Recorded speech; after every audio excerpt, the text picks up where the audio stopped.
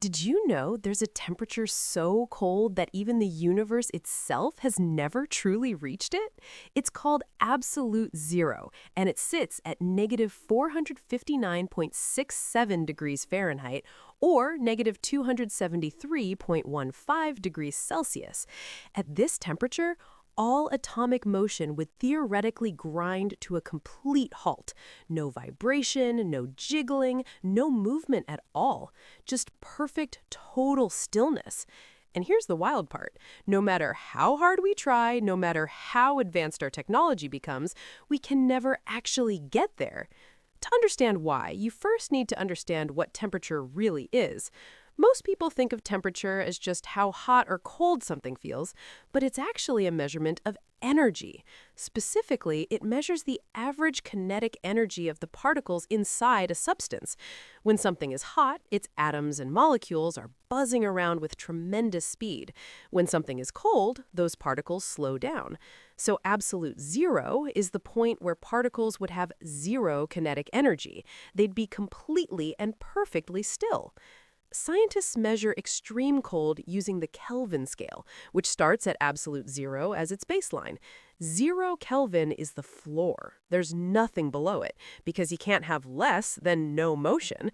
It's like trying to drive slower than a parked car. The concept simply breaks down. Now here's where things get really interesting. In labs around the world, physicists have gotten astonishingly close to absolute zero. We're talking billionths of a degree above it.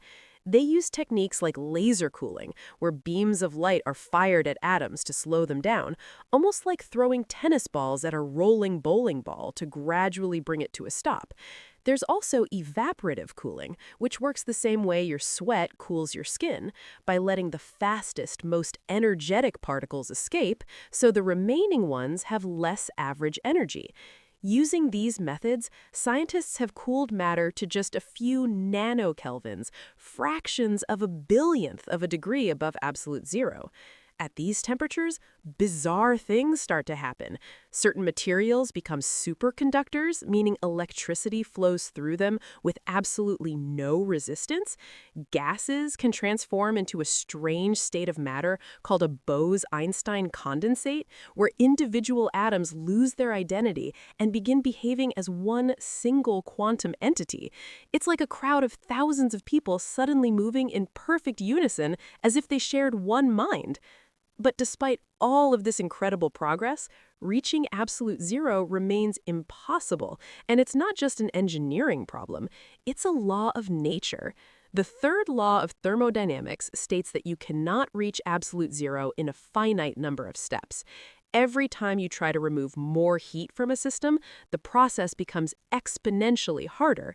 Think of it like trying to empty a glass of water by removing half of what's left each time. You go from half full to a quarter to an eighth to a 16th and on forever. You never actually reach empty. There's also a quantum mechanical reason. Heisenberg's uncertainty principle tells us that we can never know both the exact position and the exact momentum of a particle simultaneously. If a particle were at absolute zero, it would have zero momentum, and we'd know its energy state perfectly. That level of certainty is something the laws of quantum physics simply do not permit. Particles always retain a tiny residual energy called zero-point energy, a fundamental quantum vibration that can never be removed. So, absolute zero exists as the ultimate limit, a boundary we can approach forever but never cross. It's a horizon that keeps receding no matter how fast we chase it. And yet, the pursuit itself has transformed our understanding of physics, unlocked new states of matter, and pushed technology into realms once thought impossible. Sometimes the most important destinations are the ones you never actually reach.